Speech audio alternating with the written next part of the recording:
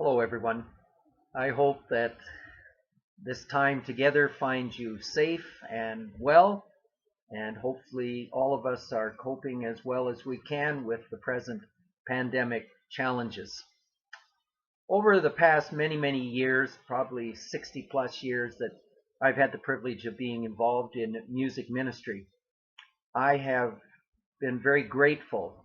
I've had a heart very full to overflowing with gratitude for individuals who really came alongside me, who mentored me, who inspired me, and who encouraged me. And one of those was Joseph M. Martin, a renowned composer, concert pianist, and just a very warm-hearted, funny individual. Not only does he compose music, but he writes the lyrics for many of his compositions and those compositions of other composers. I wanted to share in the next few weeks a few of those writings from Inside, which is a periodical produced by Shawnee Press that accompanies new choral releases. And I've been privileged to be part of this choral preview plan for many years. And in the pandemic, many of us, I'm sure, have had moments of reflection. And we realize the path, the journey that we have traveled certainly was not by coincidence or by fate.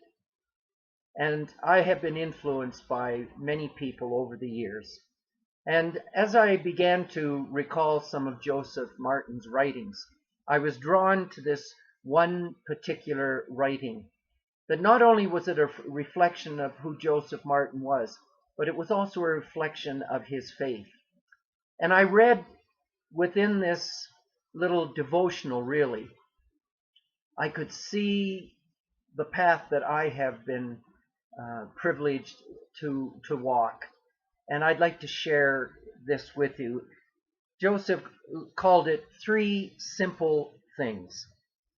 As a composer and lyricist, I am always looking to find messages in the things around me.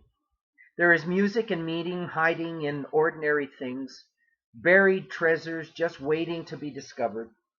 And sometimes it may be a phrase in a magazine advertisement or something spoken by a stranger that triggers a thought that leads to song. A walk in the garden yielded the winter rose, one of his cantatas, and a phrase from a television newscast brought me the idea for Song for the Unsung Hero. I live with expectancy, always awaiting the opportunity to uncover those cloistered theocaches. As you might imagine, through the years I have experienced many precious epiphanies during worship that have delighted my heart and encouraged my spirit.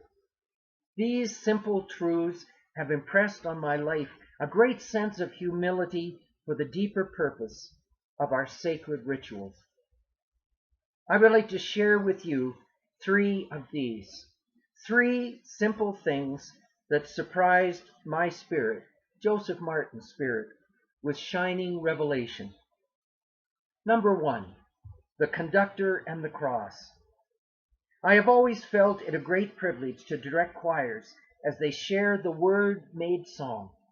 Trying to find the balance between artistry and ministry is an essential charge for the church musician. How do we encourage our music to serve the worship event and disappear into the higher purposes of our faith journey? While conducting an anthem one Sunday, I was amazed to observe that as I directed, I was almost perfectly tracing with my conducting pattern the cross that was placed on the wall behind the choir. From that moment on, I could never conduct without considering the real reasons behind my calling to sacred music. The cross must ever go before me, even in the ways I conduct myself.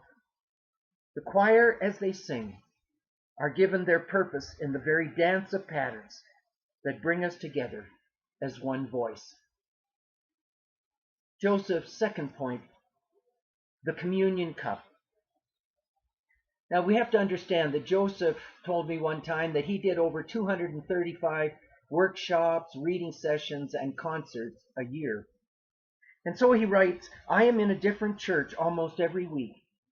Consequently, I am honored to participate in many communion celebrations. I've always been encouraged by the different way in which churches approach this special moment. While participating in the Lord's Supper one Sunday, as I brought the cup to my mouth, I noticed that I could see my reflection in the wine. It was a stunning revelation. As my image rippled gently across the surface of the wine, I was reminded of the personal nature of Christ's sacrifice. It was a precious moment that changed the way I received the gift of communion. Christ gave himself for me, and now in the tilt of the cup and in the glistening of the wine, Joseph said he was reminded of the wonder of grace. His third point, the hymnal. Joseph says, I love hymn singing. I am often playing the piano or leading congregation worship, and so I am not always able to enjoy singing from the pew. But on those rare occasions when I can join the congregation, I embrace the moment with relish. As the voices of the people swirl about me, I find my place in the sonic stack and give myself to the divine harmonies of worship. How can I keep from singing when contemplating the noble truths and heartfelt encouragements of this moment and of this most important testament of worship? It was during one such congregational moment that another important light revealed itself. As we began to sing the final verse of a beloved hymn, my hand holding the hymnal began to feel its weight. My arm felt the heaviness of its importance. 1,000 faithful voices called out from its pages like a living monument of message and music. And I realized at that very moment what a truly miraculous legacy of praise had been bequeathed to me by those who came before me. My heart overflowed with thanksgiving for a gift of such extravagant excellence. Joseph says in conclusion, these three simple things, three rituals of worship, three ordinary objects endowed with extraordinary truth. Thank you, Lord, for the simple things that can make a profound impact on our journey of faith. So wrote Joseph Martin, a renowned composer, a faithful servant of Christ, a wonderful friend, a person who has inspired church musicians and members of congregations around the world.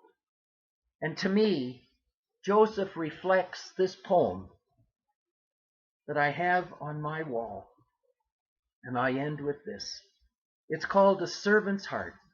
And I pray that each and every one of us will be able to reflect this in our lives. And I hope personally it reflects my faith journey, my ministry of music over many, many years. A heart in full surrender, yielding to the Master's call. A heart that boasts not of itself, but its Master most of all. A heart that always tries to please, even when the days are long. A heart that seeks the Master's will and sings the Master's song. And yes, it's clearly evident by all you say and do that you truly have a servant's heart, and Jesus lives in you. And though rewards upon this earth may not be much to see, God rewards a servant's heart for all eternity. A servant's heart. As you begin your day or as you end your day, may we always strive to have a servant's heart. I hope that you have had a good day. I hope that you have a relaxing evening. And may we all strive for a servant's heart. Goodbye.